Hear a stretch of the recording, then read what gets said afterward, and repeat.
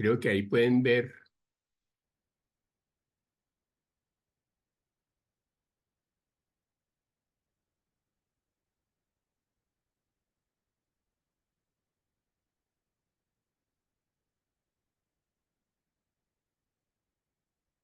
una hojita que me sirve para hacer la clase. Entonces, si ustedes tienen un pórtico, ¿no? A ver, igual acá. Lo que quiero es que tengan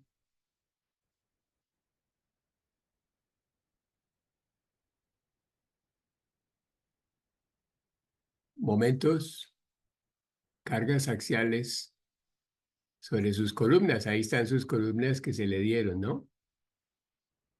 Y todos quieren grabar. Bueno, está bien, graben, no hay problema. Si con que uno que grabe de pronto lo compartimos entre todos, pero ahí estoy autorizándolos a todos. Bueno, su pórtico es este, solo que esta altura yo se la cambié. O el pórtico que sea, no importa. Ese es. ¿Quieren todos grabar en realidad? Bueno, ahí lo voy a grabar. Entonces lo que quiero es que cambien el pórtico de altura porque yo quiero que evaluemos cada columna por un aspecto que se llama estabilidad, que tiene que ver con el tema de desveltez. Entonces, cada columna tendrá una sección, creo que esa ya la teníamos, digamos, si yo hago un corte acá, cada columna que 30 por 40, qué sé yo, o lo que haya sido, ¿cierto? 30 por 40. Entonces, su columna, dependiendo cómo esté allá, vamos que fuera 30 por 40,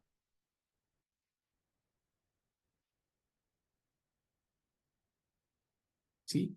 Pues habría que ver sobre qué ejes que están trabajando ese momento, ¿cierto? Porque si yo hago el diagrama de momentos para ese pórtico, en realidad lo que voy a tener es momentos solo por un lado, ¿verdad? Tendría el de las vigas, pero el de las columnas, ¿sí?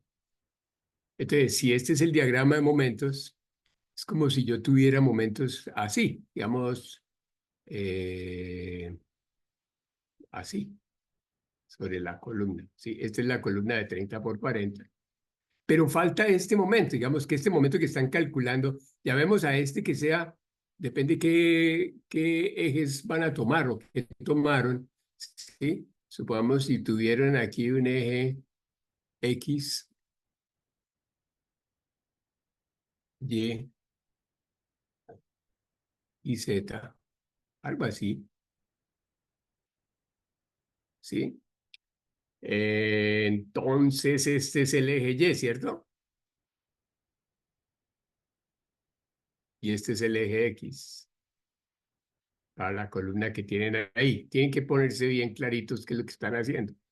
Y entonces este sería el MUY, ¿sí? El que podríamos llamar MUY que está respecto al eje Y. Ahora, como en los ejes que le sale a usted en el SAP es respecto a uno, a 2 o a 3, pues no, eso no cambia. Digamos que va a ser no con respecto a Y, sino respecto a 2 o respecto a 3, ¿cierto? Porque los ejes locales para SAP son, eh, pues, vamos si lo miramos acá.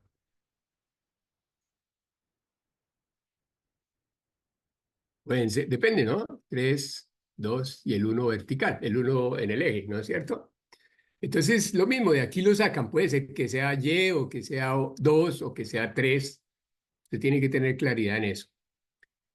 Le falta, como el pórtico es plano, ¿cierto? Tiene solo una dimensión, le faltaría ahora el otro momento respecto a X.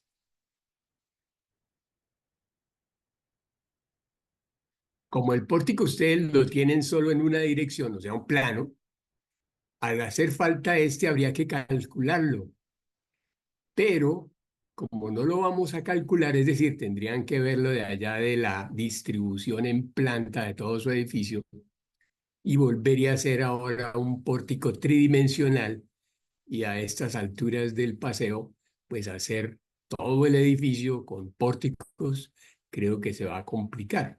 Entonces, sigamos con nuestro pórtico que tienen ahí Y para considerar los momentos con respecto al eje que hacen falta, vamos a tomar unos mínimos. Según lo que o según lo que vamos a seguir mirando hoy, hay un momento mínimo. Lo llama la norma en el MSR 10, el M2 mínimo. Cuando habla de 2 la norma, es el momento mayor. Y cuando habla de M1 la norma, es el momento menor. Entonces, el momento mayor mínimo es un valor que especifica la norma, que depende de la carga axial, ahora lo miramos, como le digo, multiplicado por una excentricidad mínima y multiplicado por un coeficiente o por un factor que multiplica h. Creo que es 0.03h. No, tendría que revisar. Mejor no lo voy a escribir, porque ya dudaría. Aquí pongamos un factor x, ¿sí? Pongamos un factor eh, eh, alfa, un porcentaje. Entonces, ese mínimo, ahora se los muestro. Entonces, ese mínimo eh, me permite calcular en la otra dirección, ¿de acuerdo? Porque ustedes van a tener un efecto biaxial de esfuerzos. ¿Con cuál carga van a calcular? Pues con la carga que encontrarán aquí en el eje PU, ¿cierto? Ustedes van a calcular con PU. Entonces tienen que calcular con PU, con MUY y con MUX. Y MUX, digamos, el que falte con un valor de momento mínimo, ¿sí? Bueno, ahora vamos mirando un poquito más en detalle esas cosas, a ver, pero por lo menos para aclararles. Bueno, entonces, ustedes a cada columna le van a hacer un diagrama. Ese diagrama ya lo hemos venido discutiendo cómo es que se hace. Si tienen alguna duda, por favor me lo dicen. El diagrama de interacción es determinante para poder encontrar o para poder mirar si la columna resiste o no resiste. Aquí lo puedo hacer respecto a X, respecto a Y o lo que quieran. Le voy a ponerle aquí X para no...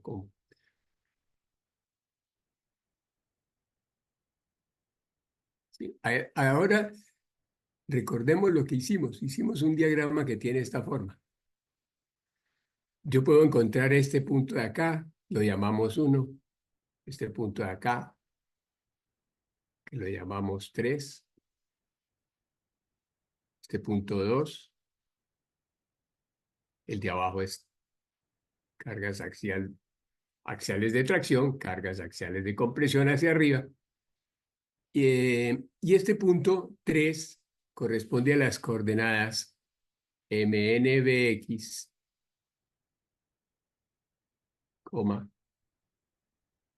PNB en X, digamos. Y cualquier otro punto por acá de esa curva lo va a sacar usted con un valor de excentricidad o con un valor de C, la posición del eje neutro de esa sección, ¿cierto? Eso creo que lo cuadramos. Bien, dentro de esta curva o de esta gráfica hay unos valores interesantes, hay unos valores que yo tengo que conocer adicionalmente. Mira, si tengo abierto esto. Ah, yo que como tuve que reiniciar, se me perdieron los documentos que tenía. A ver si aquí tengo.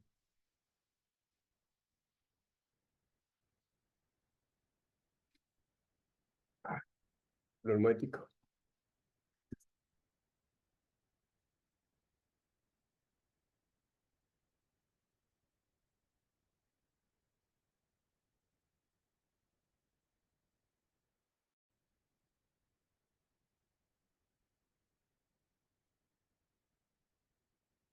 Aunque yo les compartí ese documento en WhatsApp, tiene todos los apuntes, ¿sí? Dice diseño de columnas. Ustedes lo pueden abrir.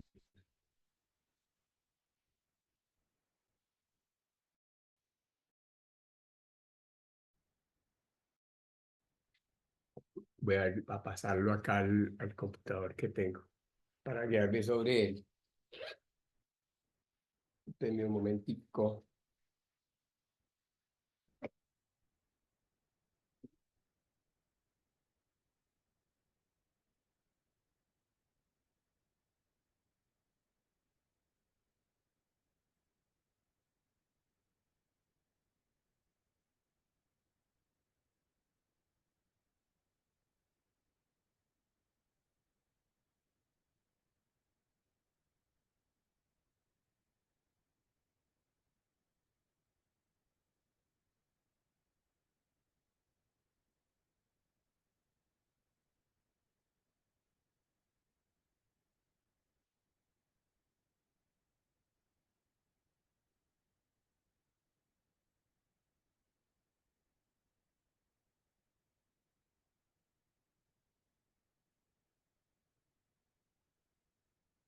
Pues sí, no sé ustedes qué tanto saben del TAP. Le pone refuerzo, le da el número de barras que va a poner, le da el diámetro de esas barras y le dice que diseñe al SAP. Le puede decir uno que diseñe con las cargas que tiene. Y con base en eso, entonces le dibuja ese diagrama. Si no, pues le tocaría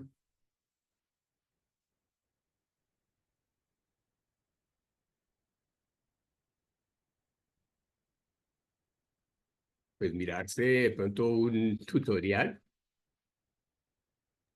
Sí, claro.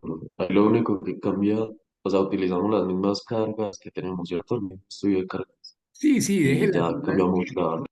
Exacto, dejen las mismas cargas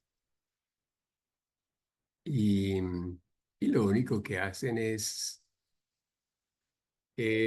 cambiar,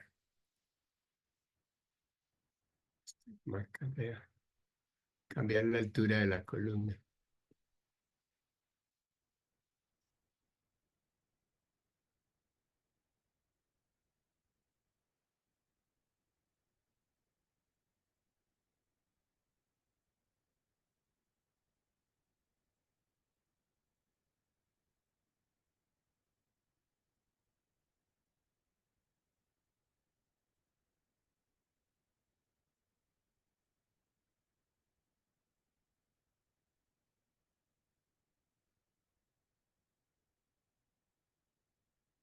Pesadito el archivo.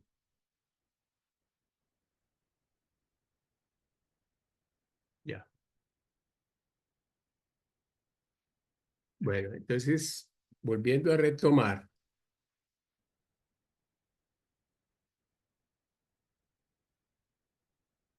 eh, una vez ha diseñado, ha puesto el refuerzo, lo que hacemos es hacer el diagrama.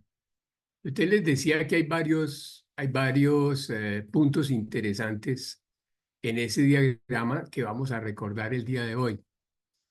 El M2, por aquí debe estar, mínimo, está, Profe, yo ahí en la norma busqué y aparecen como varias configuraciones para el M2, pero entonces ahí, ¿cuál sería? Digamos, hay como tres, ahí muestra la norma, sí, pero mira, pues no sé cuál sería. cojan este. En el C1037 dice, los elementos sometidos a carga axial de compresión se deben de diseñar para el momento máximo que acompaña la carga axial. La fuerza axial P sub a una excentricidad no debe exceder la C1036. Ahora vamos a mirar la máxima. El momento máximo mayorado debe incrementarse por unos efectos de Beltrés, que es el tema que nos haría falta, que les voy a decir. Por eso le subí a 5 metros la altura de la columna. Entonces hay que tenerlo en cuenta. Y el momento mínimo en ambas direcciones es este valor. Es 15 más 0.03 h. ¿Sí? Esa excentricidad que les decía es 15. Esto se da en milímetros. H es la altura del elemento en la dirección en que se está considerando el análisis. Ese es el mínimo. Vamos a volver a escribirlo ahí, 15 más punto doble 03H. Este valor de acá. Este valor de acá, entonces, póngalo el mínimo.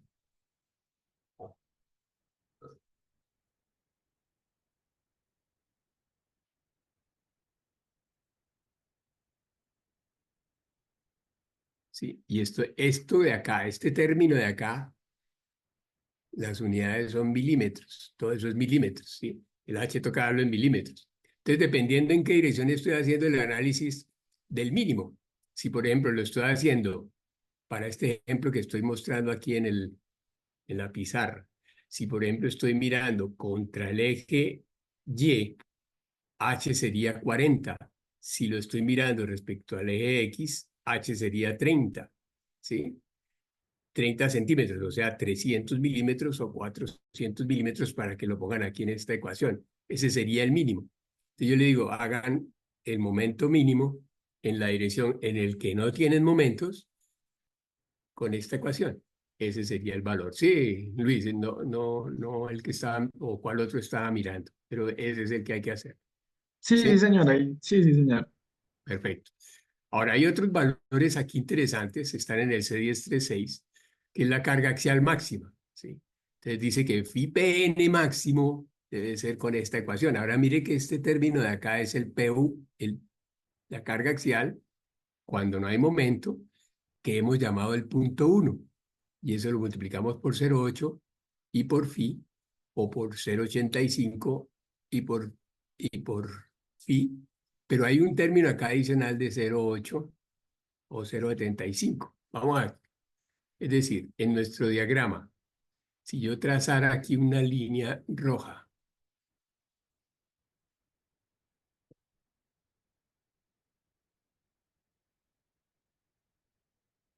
¿sí? La máxima carga axial, nos pongamos este PN máximo, ¿sí? Es el valor de P1. ¿Se acuerdan de este P1? PN aquí era 0,85 F'C AG menos AST, AST por FY más todo el área de acero por FY. Ese es el valor aquí, en el punto 1, ¿cierto? Dejámoslo 1. Entonces el PN máximo es ese mismo valor, pero multiplicado o por 0,75 o por 0,80, dependiendo si hay en la columna espirales o estribos, ¿sí? 0,80 o 0,75. Pongámoslo acá. Si esa columna que yo tengo aquí es con estribos,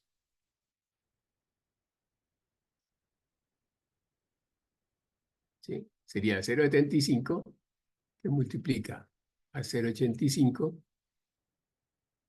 F'C AG. ¿Eso para qué es, profe? ¿Qué pena? Esa es la máxima. Ah, ok, ok, ok.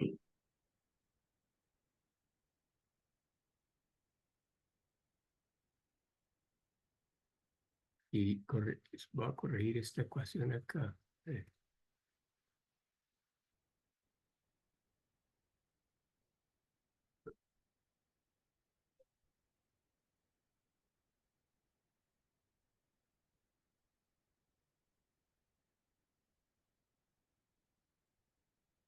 ok.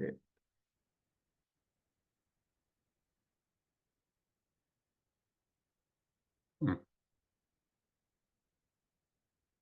Ya que descanse porque ya no quiere, pero que no me saque. Eh, Dios.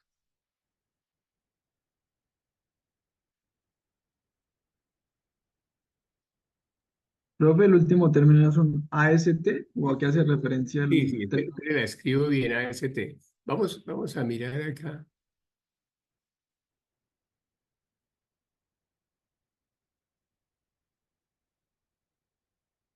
Y que estaba bloqueado ahí el cacharro.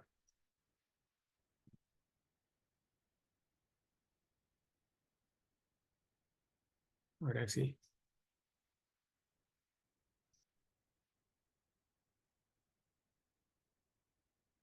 Fíjese que este término, voy a escribirlo mejor que no se ve bien,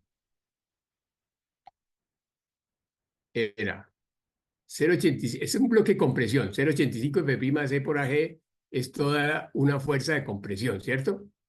Esfuerzo por área. Pero el área total de la sección de la columna, pues tiene acero. Entonces le quito el área de aceros a su S, pero la llamamos total, la su S de todas las barras de acero. Y más a su ST por FY. Esto también es fuerza, ¿cierto? Esa es la ecuación.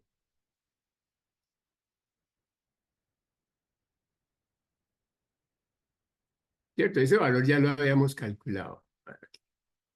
Entonces aquí es lo mismo.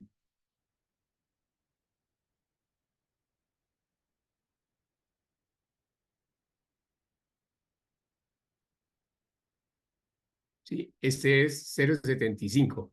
¿Pero por qué 0,75? Porque se están colocando estribos y para el caso de estribos hay menos confinamiento de la sección transversal de la columna y es más crítica, digamos así, por decirlo de alguna manera, el comportamiento de esa columna. Si fuera con espirales, en vez de 0,75, puedo tomar 0,80, ¿sí? Vamos a poner ese valor acá. El PN máximo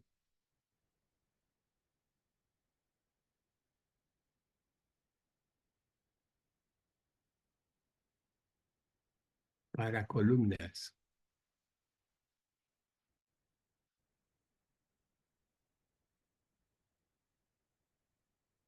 con espirales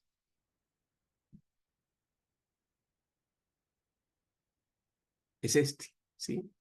Es este. Es decir, la columna tendría, si yo dibujo acá un poco la columna con sus barras de acero, va a tener alrededor una espiral. Y eso la hace más confinada, ¿sí? Más confinada. Sí, la espiral iría, pues, un resorte. Ay, Dios mío, ¿cómo así? Si me saca, me toca volver a entrar, ¿no, chicos? Porque es que está expirando el tiempo. Entonces es así. Ya es 38, no debería sacarme. Listo. Ahora hay otro término, este es solo sin el fi, ¿sí lo ven? Ahora hay otro término, no sé si ponerlo de color morado para que se vea mejor. Ponerlo acá.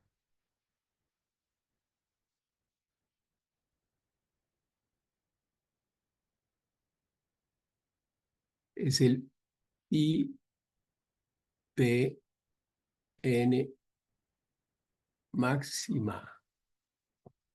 IPN, o sea que se debe de afectar por el factor de phi.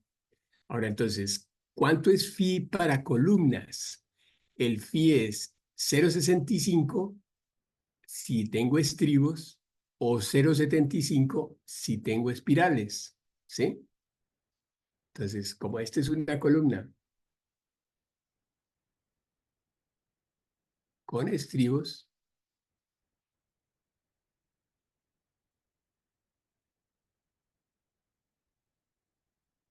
el phi PN máximo debe ser 0,65 de PN máximo. Y el phi PN máximo para estribos,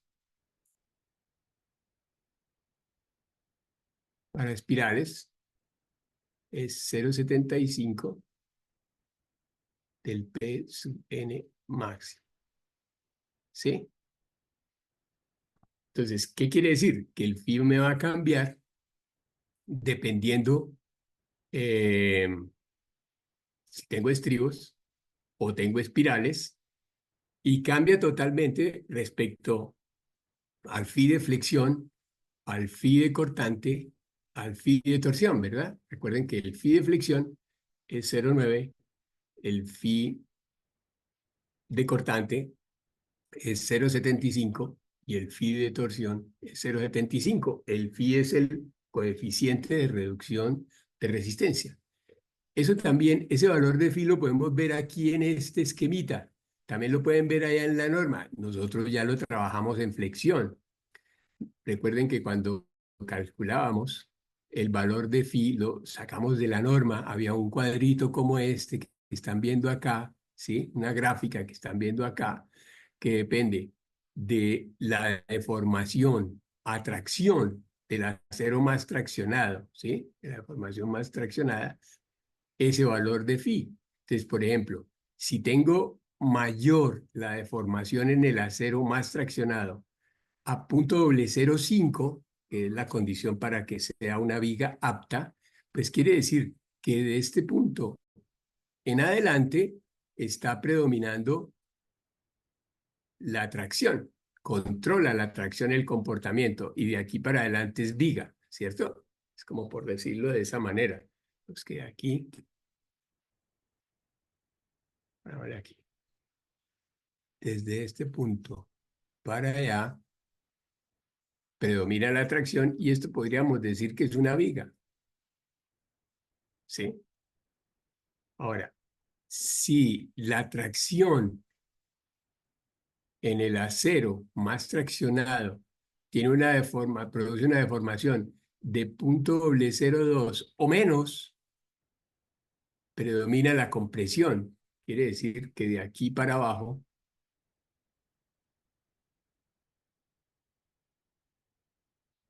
es columna,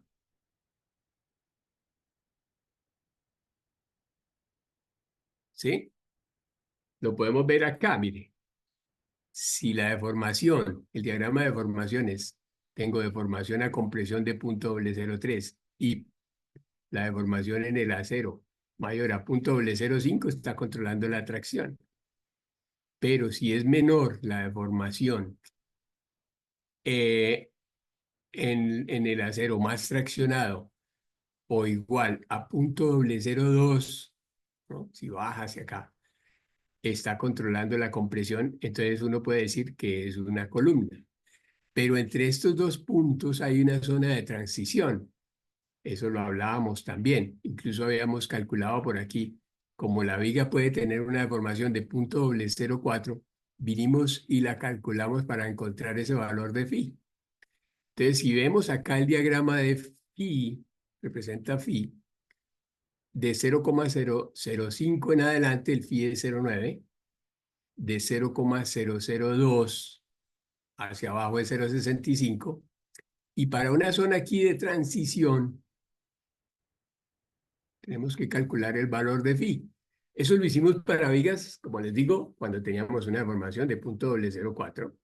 Y para columnas tendríamos que hacerlo dependiendo cuál es la deformación que hay en ese acero de acuerdo pues, a la combinación de carga axial y de momento. Ahora mire que 0,65 es para estribos, 0,75 es para espirales, columnas con espirales.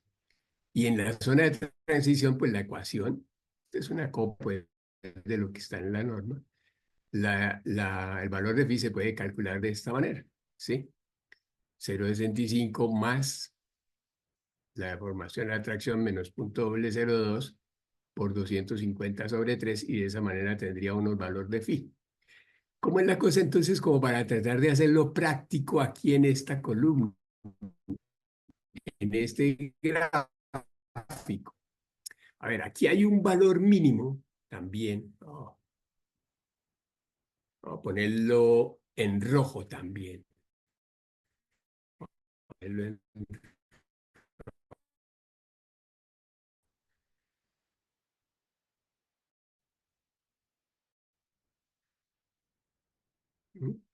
Vamos a poner... Vamos a llamar este valor Pn mínimo. 0,10 F'C AG. ¿Sí? Ese valor me determina si, podríamos tomarlo en teoría que así, si la carga axial que está actuando sobre la columna cae de aquí hacia abajo, ¿sí? Es en una zona de transición. Si está de aquí hacia arriba, está predominando la compresión. ¿Sí? Arriba predomina la compresión. La máxima carga axial que le puedo poner a la columna es phi máximo. Entonces, casi que puede uno determinar que el rango de comportamiento para que sea columna tiene que caer en este diagrama, en esta parte. Voy a achurarla. Quería achurarlo como para no rayar. Voy a achurar un verdecito claro. Digamos, podría uno decir que la columna debería caer por acá, ¿sí?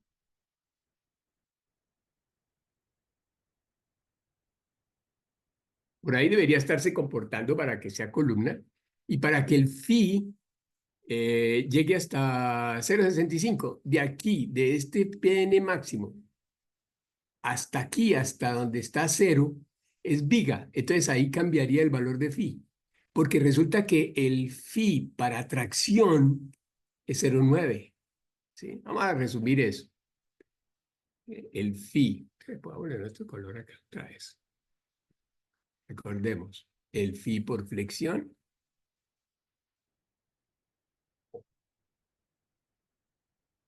0,9. El phi corte y torsión 0,75. El phi a compresión. Si tengo estribos, es 0,65. El phi con espirales es 0,75. Entonces, compresión. Ahora aquí, compresión.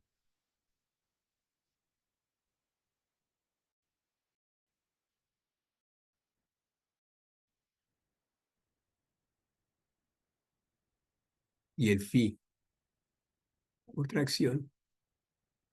Ver la pantalla. Y por acá creo que íbamos. ¿Sí? Listo.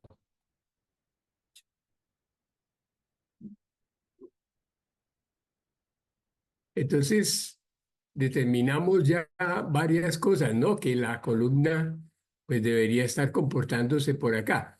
No sé si tienen alguna duda respecto al concepto acá de phi PN máximo y PN máximo. Profe, ese Javi, PN máximo, o sea, mi pregunta es, ya teniendo todos esos puntos, ¿se puede tener una gráfica pues aceptable? O sea, como una curva ya que no requiera de hacer más puntos. O sea, teniendo el PN mínimo, el TN que también hallamos, el PN1, el PN máximo, el PNB. O sea, con eso ya podemos hacer una curva sin necesidad de hacer más puntos. mm, yo creo, a ver, la respuesta. Yo creo que no la necesitaríamos con tanta exactitud dependiendo qué método vamos a utilizar para calcular la biaxialidad. Con los puntos estos de acá estaría suficiente. Podría yo agregarle este otro, este de acá, punto 2, 3, el 4, ¿sí?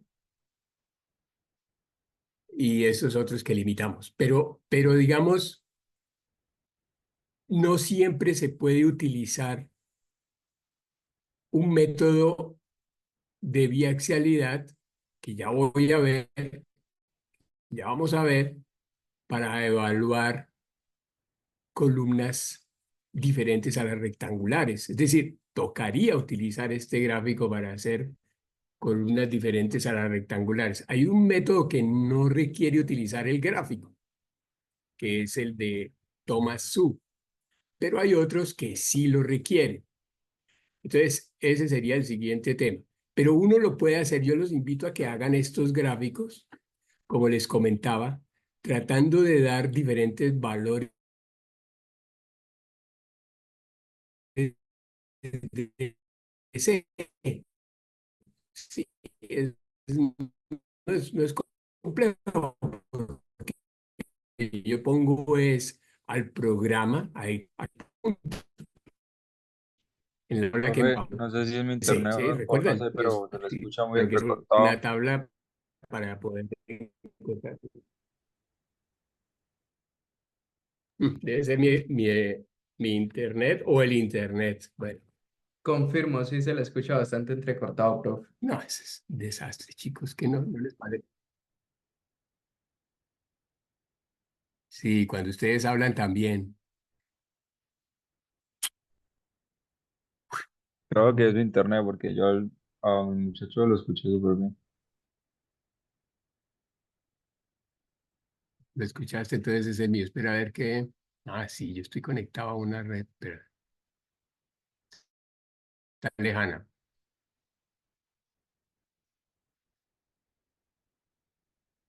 Espero que ahí mejore, a ver. ¿Sí mejora?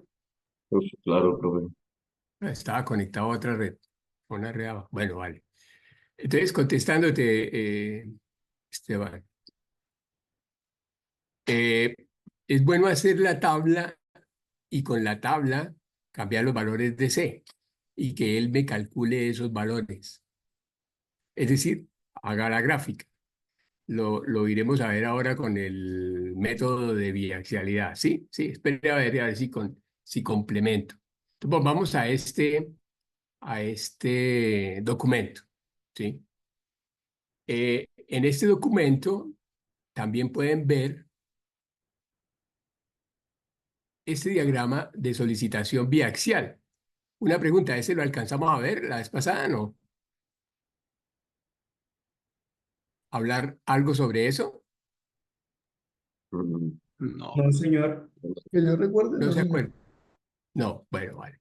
Entonces, como se dan cuenta, en una columna, a ver, aquí, ustedes tienen acá una columna con los dos momentos, con los momentos respecto a X y con y los momentos respecto a Y, o si lo sacan del SAP respecto al eje 2,2, respecto al eje 3,3 y tienen la carga axial. Significa que pues tendría que hacer, en teoría, dos gráficos, uno respecto a X y otro respecto a Y. Esos gráficos son los que yo le digo que se los hace fácilmente Excel. Lo que no, y era lo que le decía también ahí que estuvimos conversando al comienzo. El SAP me hace este diagrama girando los planos donde están los momentos máximos, ¿sí? A ver, lo que quiero decirle es lo siguiente. Si yo tengo sobre una columna, pues dos momentos, un momento respecto a 1,1 o respecto a 2,2 o en X y en Y, pues lógicamente la resultante va a estar por acá, de esos dos. Este sería el momento mayor. Y ese momento mayor lo podemos calcular como la raíz cuadrada de los cuadrados, ¿sí?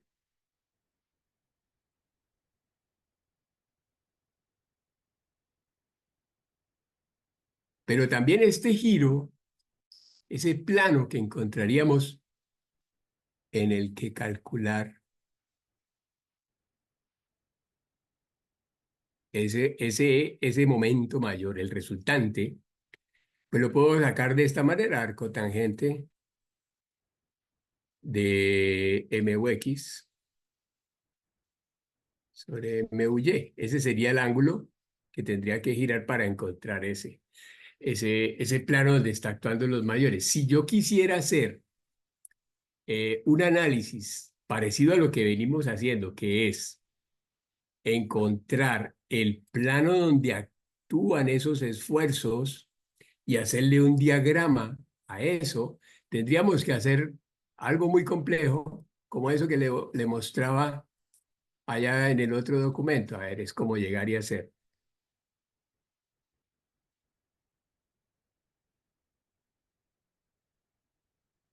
dos diagramas, uno respecto a X y otro respecto a Y, sabiendo que hay unos puntos en común, digamos que estos serían en común, algo así, ¿sí? Pues que no es común.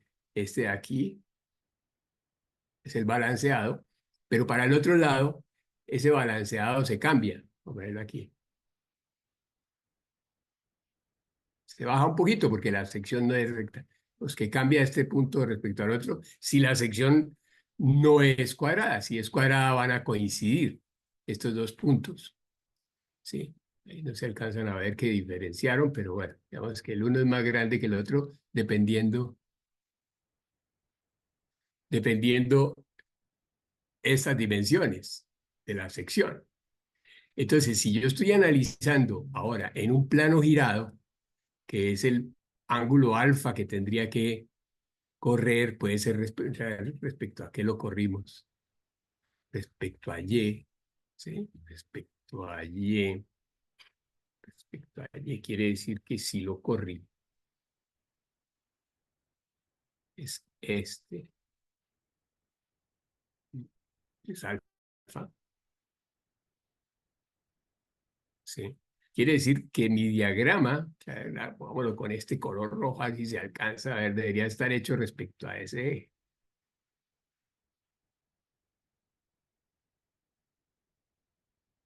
Y devolverse, ¿sí? Pues que este valor de aquí debería estar como en la mitad de estos dos, el valor balanceado. Pues que este sería el plano sobre el cual tendría yo que analizar la columna, en ese plano girado, ¿sí? Digamos, ese ángulo que se giró, ¿sí?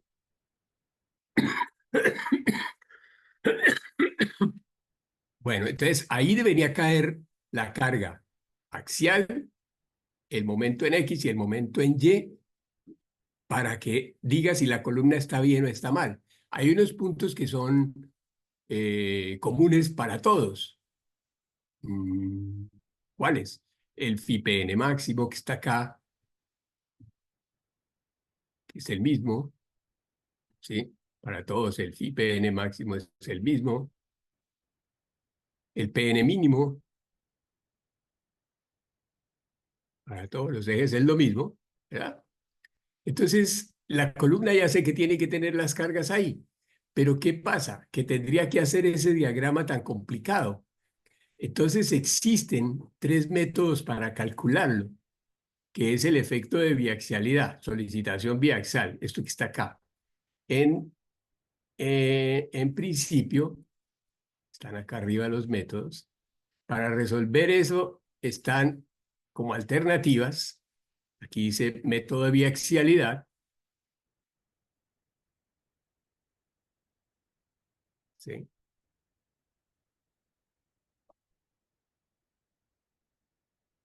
Existen tres métodos: el método de carga recíproca, el método de contorno de cargas y el método de su-tomas o toma-su, ¿sí?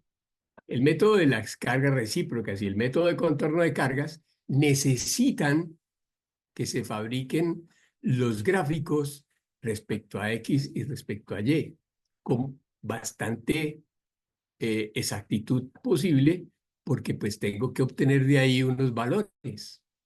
¿Cómo funcionan? Por ejemplo, el método de carga recíproca funciona o se debe utilizar cuando predomina la compresión, es decir, claramente es una columna, está en función de las cargas axiales, ¿sí?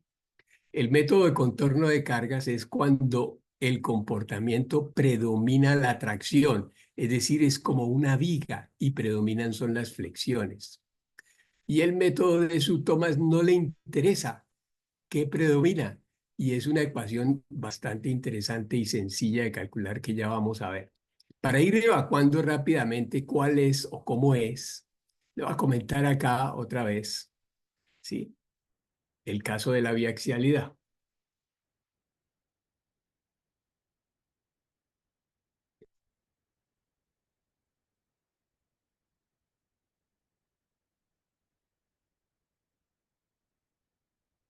Entonces, carga recíproca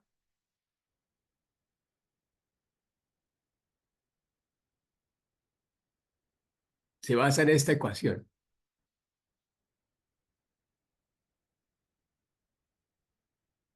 Dice que el inverso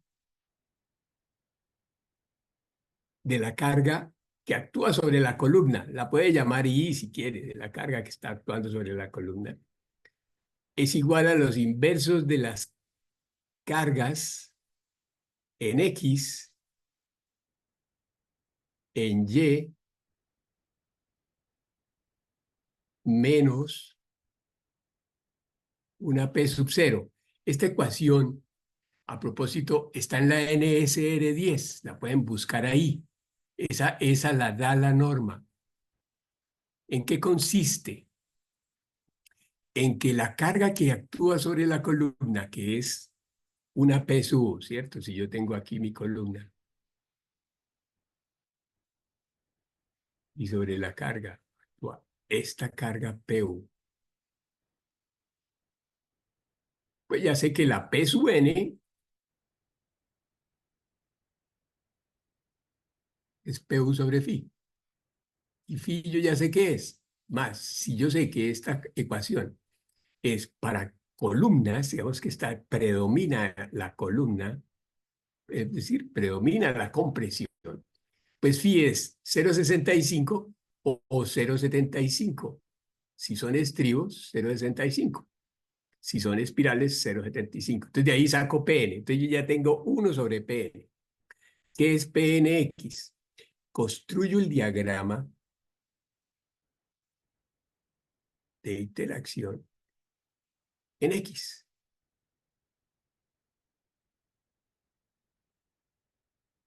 Y voy con el valor del momento que actúa en X sobre X. Vamos a decir que sobre esto es que está MUX.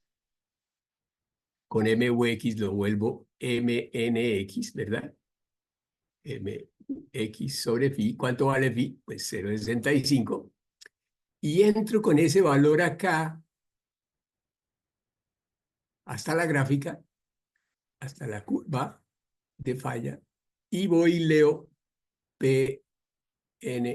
Entonces ya tengo este valor de acá, este valor de PNX. Luego quiero hallar el PNY, pues vuelvo y hago el diagrama, pero para el otro lado. Bueno, voy a ponerlo acá. Supongamos que lo hicimos acá. ¿Sí? Este es MUY. Entonces entro con el valor. Vamos con este naranjita amaradito. Digamos que me dio que el momento en esa dirección es este. Y le voy a dar, ¿sí? Y ese es PNY. Entonces tengo este PNY. ¿Y qué es P0? P0 es el PN máximo. No es phi PN máximo, es PN máximo, que ya sé qué es, ¿sí? Que es decir, lo que veíamos acá. El PN máximo, acá, PN máximo, es 0,75 de 0,85 F' AG menos AST más AST por FY, ¿cierto? Ese es PN máximo. Entonces, ¿qué tiene uno que calcular? Que en esta ecuación, si yo despejara, por ejemplo, Pn de acá, reemplazando P0 por todos los valores Pn por el que me da y Pnx, lo que me da de la gráfica, calculo este Pn y eso lo multiplicara por phi, ese valor debería ser mayor que mi PU que actúa sobre la columna. Eso es lo que yo quisiera. Es decir, es casi decir que esto debería ser mayor que esto. El PU sobre phi debería ser mayor que lo que me da este término. ¿Sí? Sí, está bien. Ese es el método. Entonces, ¿qué sucede? que ese método es práctico, pues para columnas sobre todo que no sean rectangulares, porque hay un método más práctico para columnas rectangulares o cuadradas. ¿Para cuáles podría ser? Por ejemplo, estas columnas circulares, para no tener que hacer eso tan complicado para columnas circulares, yo puedo venir a esto, incluso yo podría ahorrarme hacer los gráficos utilizando estos nomogramas o gráficos, que yo ya les expliqué si no estoy mal cómo funcionan, y sacar de ahí la biaxialidad, ¿sí? O si hay una columna bien rara o un material, un elemento complicado, sí, diferente. Por ejemplo, si no es una columna circular, si no es una columna que tenga cualquier forma, ¿sí? Una cosa que así, una columna que tenga cualquier forma, pues me toca aplicar eso. Uno lo utiliza mucho en muros. Un muro, aunque un muro es casi una columna, ¿sí? En su comportamiento. Entonces, un muro, ¿sí? Es rectangular. Pero entonces le hace uno el diagrama fácilmente y calcula esos muros de esta manera, ¿sí?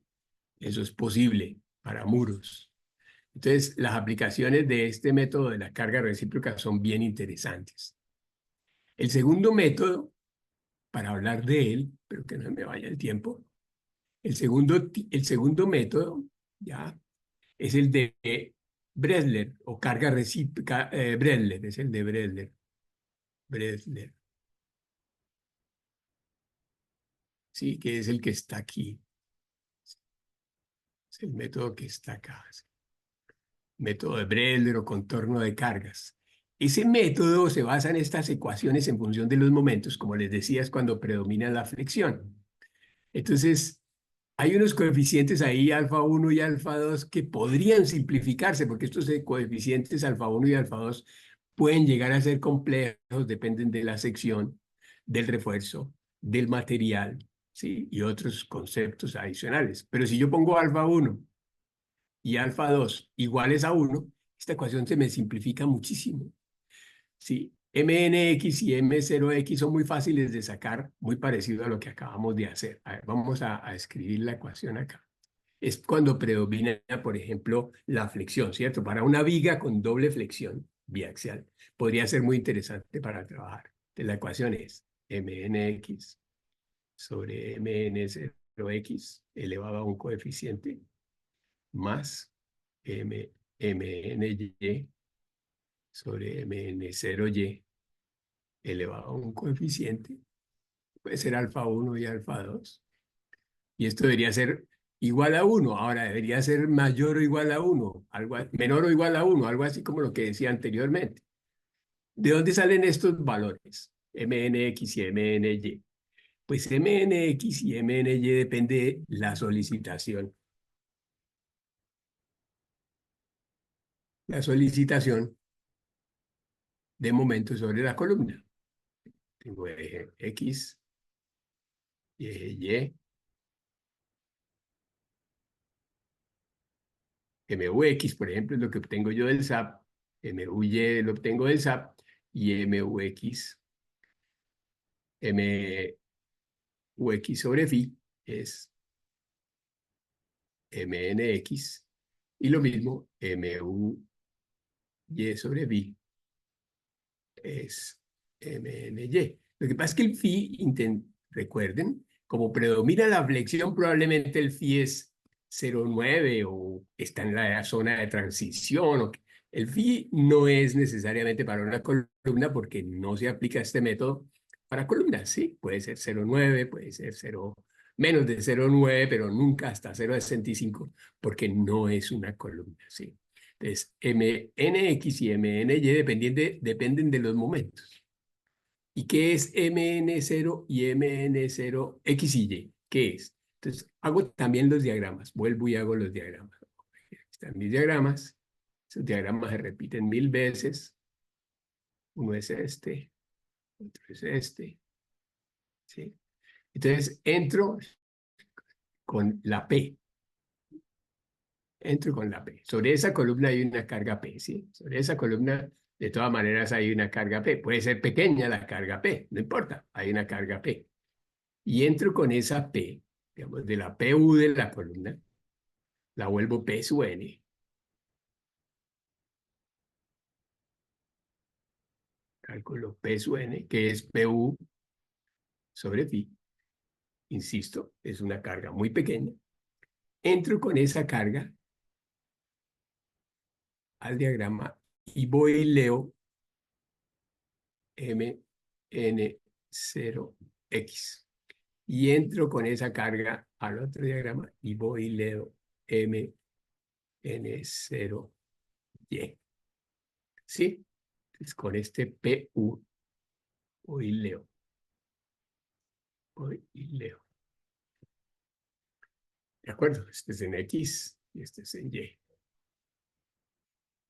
Y despejo la ecuación. Alfa 1 puede ser igual a alfa 2 y lo vuelvo 1.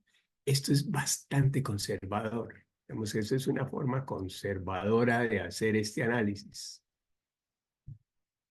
Pero válido, ¿sí? ¿Qué pasa si yo quisiera ser más exacto? Pues me voy a un documento donde existan esos métodos. Por ejemplo, el método de Bredler está mucho mejor detallado en unos documentos especialmente del PSA, ¿sí? Portland Cement Association, especialmente ahí, y calcular esos valores. Incluso aquí en esta fórmula está alfa y beta, ¿sí? Y alfa y beta pueden ser iguales, pero pueden ser tomados igual a 1, o si no, los tendría que calcular. Según el PSA, por ejemplo, alfa puede ser el logaritmo de 0,5 sobre el logaritmo de beta. Beta tengo que calcularla por este lado. Mire que está en función ahí de un poco de cosas. Aquí hay otro valor de beta, está en función de otro poco de cosas, especialmente de la carga axial, de C sub C, de C sub C, de C sub S, C sub C. C sub C es del bloque de compresión. Oh, se me va a acabar, espero que no. Entonces, PU puede ser 0,25 C sub C, o no sé qué, beta 25 está acá, beta 25, entonces le da valores de beta 25, están acá, ¿sí? Beta 25, pero ¿para qué se complica uno? Uno lo puede hacer más sencillo. En realidad, no hay necesidad de complicarse tanto. Lo único es que está siendo más conservadora la cosa. Si antes era aquí una curva, lo está haciendo sobre unas líneas rectas.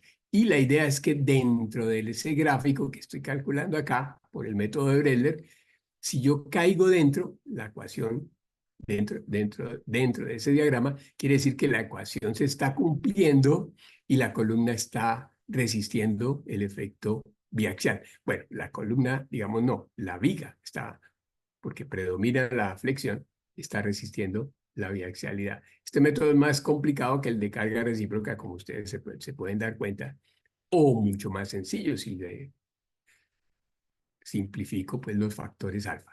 Eso es todo, esa es la cosa, ¿sí? Bueno, el método más bonito de todos, digo yo, que deberíamos utilizarlo acá, sobre todo para columnas rectangulares, es este, cuadradas o rectangulares, es el método que se llama método de Sue-Thomas y se basa en esta ecuación.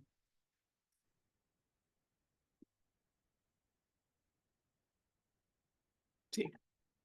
Ese método incluso, y es muy fácil de trabajar, está aquí en este documento que les compartí, está en un artículo que escribió el profesor Sue-Thomas, que al final debe estar.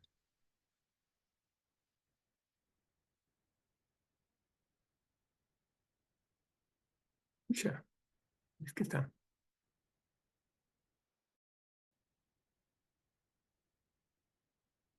Creo que me acaban los 10 minutos. Aquí está. El profesor Sue-Thomas, aquí ven ustedes el nombre, él se llama Cheng-Su, Thomas Su, escribió análisis y diseño de columnas rectangulares y cuadradas por el método de la ecuación de la superficie de falla. Es parte de su tesis de doctorado, ¿no? El profesor pues trabaja en los Estados Unidos en universidades reconocidas, pero fíjese que lo escribió en 1988 en el ACI. Y es un método que muy poca gente conoce, pero es un método muy práctico. Aquí vuelven a ver la ecuación de Thomas Su. Aquí está todo el artículo bien explicado. ¿Sí? Le dibuja sus diagramas, le plantea la teoría que él utilizó para eso. Tiene la ventaja también, es que con este método, no importa si trabaja a compresión, a flexión, a tracción, a lo que sea esa columna, pero lastimosamente no se puede aplicar a columnas diferentes a las rectangulares. Él la planteó para ese tipo de columnas. Es muy sencillo. Entonces miremos de qué se trata. Vamos a ver si alcanzo. El método de Thomas Su.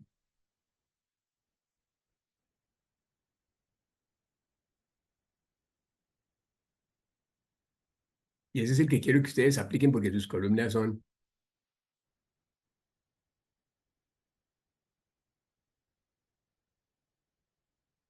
Pucha, ya como que le estoy cambiando el nombre, ya no me acuerdo. HSU. Cuando le cambia a uno el nombre al profesor Gustavo Chivo. Es lo siguiente. Bueno, pero venga, vuelvo y la repito acá, pero ahora se las escribo ahí. Dice P sub n menos P sub nb sobre P sub 0 menos P sub nb más mnx sobre mnbx a la 1.5 más mny sobre mnby a la 1.5 igual a 1, igual o menor a 1. Esa es la ecuación.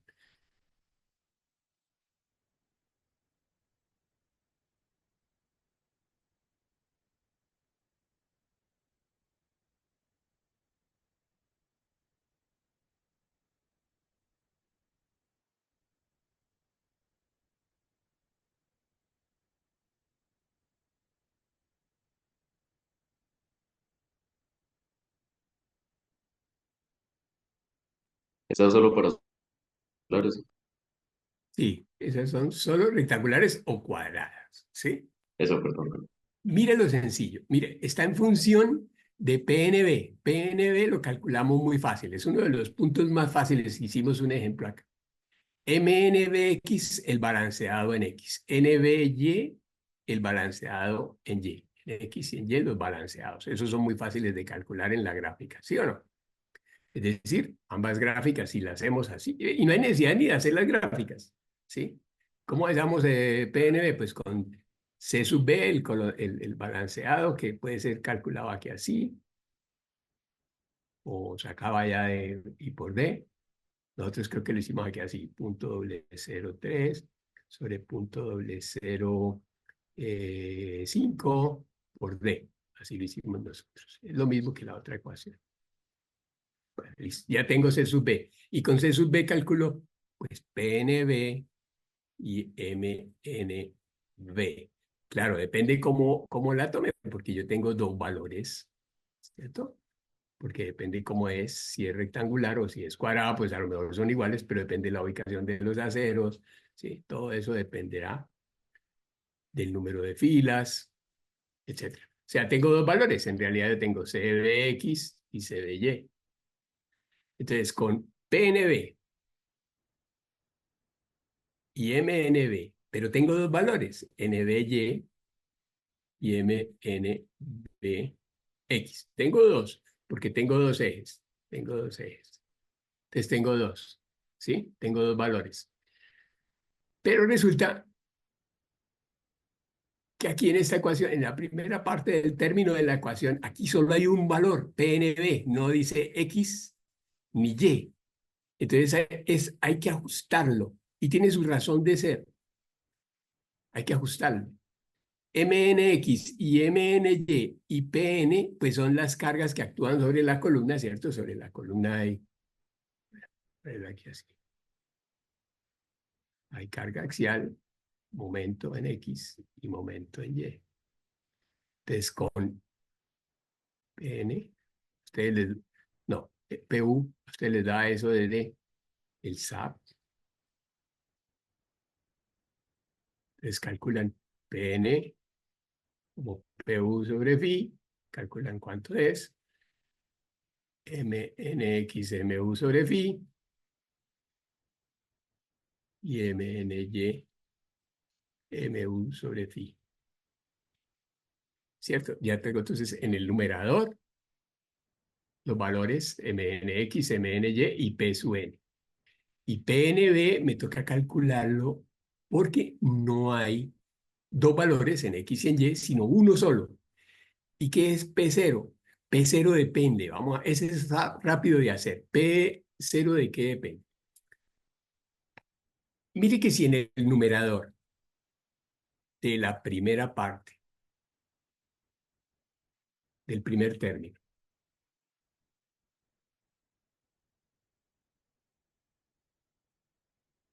da negativo, porque puede ser que Pn es menor, ¿sí? Si Pn es menor que Pnb, pues ¿qué va a pasar? Arriba es negativo, ¿cierto? Entonces, si es negativo, el P0 me toca buscar que sea negativo. Menos por menos da más, ¿cierto? Entonces, si arriba es negativo y abajo es negativo, este término debe de ser más. Este primer término siempre debe ser positivo. Entonces, si Pn es menor que Pnb, va a ser negativo el numerador, entonces P0 debe usarse menos T sub n, que es A sub S total por Fy, que es negativo. ¿Sí? Es el de abajo. En el gráfico es el de abajo, ¿verdad? Ese es el valor que calculamos abajo. ¿Sí? En el gráfico es este de aquí. Es este.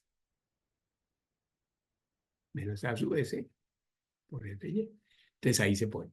Si, ahora, el segundo caso. Si Pn es mayor que Pnb, entonces sub n más. ¿Sí? Entonces el P sub 0 se toma el Pn máximo. Entonces ya tengo que este término siempre va a ser positivo. ¿Sí? Eso es todo. Eso es todo. O sea, es bastante sencillo. Pero entonces ahora sí tengo el problema con PNB, porque resulta que PNB son dos. ¿Sí? Si nos damos cuenta, por ejemplo, aquí habría un PN para acá, si esto es en X, pero si lo hago ahora para el otro lado,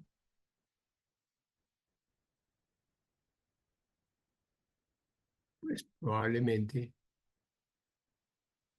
hay otro. ¿Sí? Hay dos valores. Entonces hay que ajustar.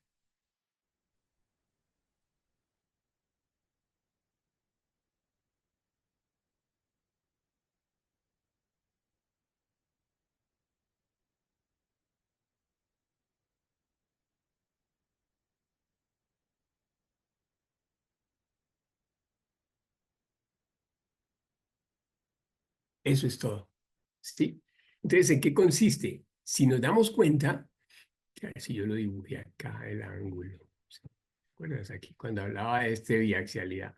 Quiere decir que como hago es una resultante, ¿sí? La resultante de los dos momentos y están obteniéndose o requiriéndose la resistencia sobre este eje, sobre este plano girado, alfa, entonces me toca ajustarlo a eso, ¿sí?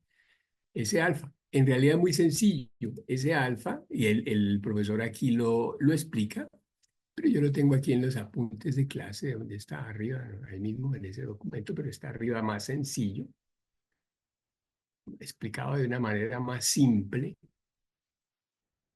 aunque él tiene ahí todas las variables.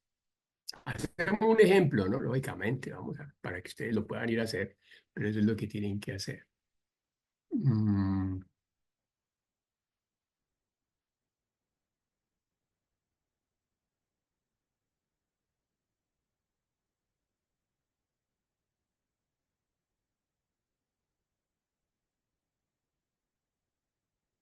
Aquí está el cálculo de ¿de qué? Del ajuste, ¿sí? Entonces él dice, pues si hay un ángulo en el que se gira, que es MNY sobre M0X, pues saco alfa, ese es el alfa que yo les decía ahorita, y hago una relación, ¿sí? Simple, prácticamente, como una regla de tres, porque dice, mire, que PNBX menos PNBY, la diferencia de los dos, estarían a 90 grados, porque los dos son ejes cartesianos. Entonces habrá un valor kappa eh, sobre el ángulo complementario, 90 menos alfa, y ese valor de kappa lo calculo de esta regla de tres y se lo sumo al menor. Entonces ahí tendré el promedio. Vengo acá, vengo acá.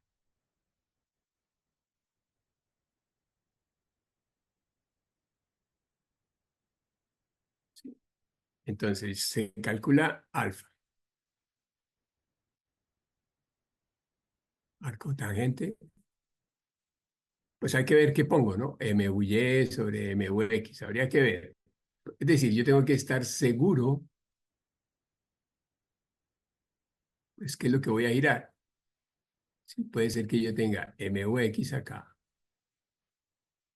Y aquí MUY, va a poner aquí más chiquito. ¿Sí? Entonces, la resultante va a estar acá. Y esto es alfa. Entonces, mire que lo medí desde alfa. ¿Sí? Entonces va a ser MUY sobre MUX. Depende cómo lo esté haciendo. ¿Sí? Porque puede ser que yo diga, ah, no, alfa va a ser el otro, ¿no? Entonces hay que tener cuidado un poquito, ¿sí? Alfa. Aquí depende del ángulo que yo estoy girando acá desde MUX allá para poder encontrar el plano donde se va a presentar. Y luego digo, como entre los dos ejes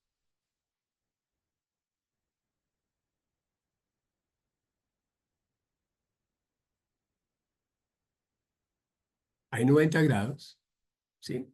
Que resulta que entre este eje y este eje hay 90 grados, ¿cierto? Aquí hay 90 grados entre X y Y.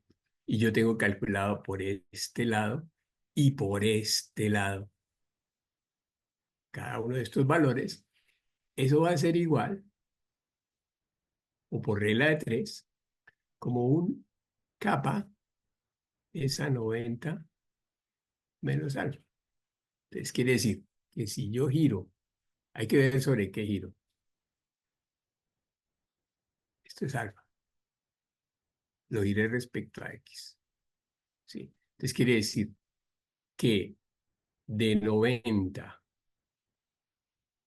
menos alfa va a estar la diferencia entre este valor de PNB y este de valor de PNBY. Quiere decir que sobre este plano va a estar en la mitad de los dos. Entonces lo que hago es sumar después para encontrar el PNB,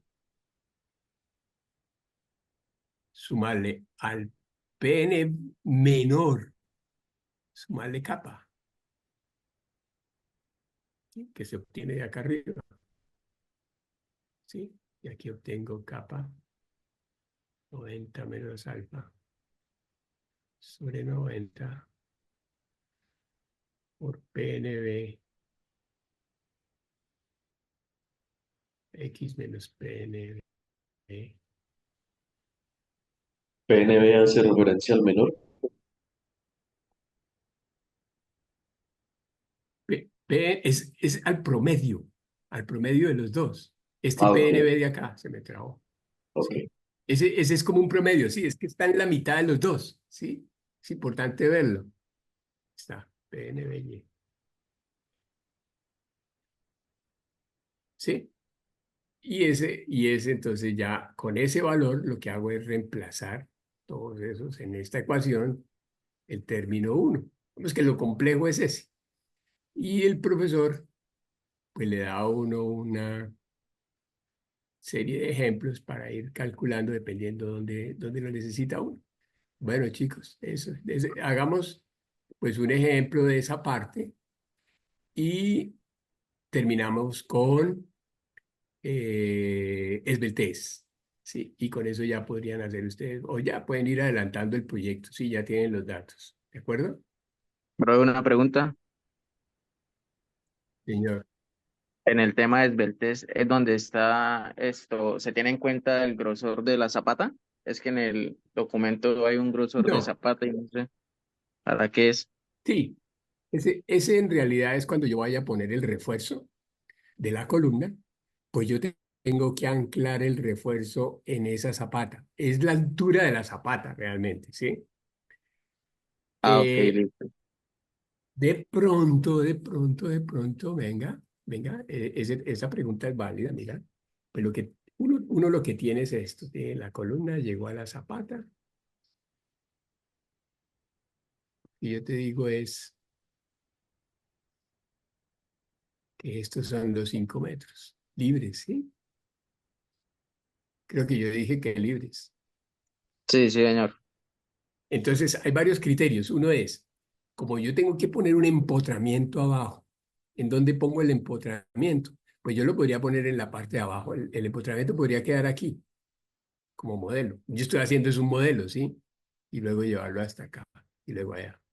Pero también podría ponerlo aquí, en este borde. ¿Sí? Yo podría llegar y es todo un modelo. Eso no se afanen tanto. Ustedes podrían hacer esto, ¿sí? Para su pórtico. ¿Sí? Entonces, más este espesor, es por eso, uno casi siempre pone el empotramiento aquí. Ahora, otro podría llegar y decir, no, pues yo voy a poner el empotramiento aquí. Como todos son modelos, Profe, todos pueden ser válidos. ¿Sí? profe, Dale. que ya son las 10. Sí, sí, váyanse. ¿Tienen otra clase? ¿Van a sufrir otra clase? Sí.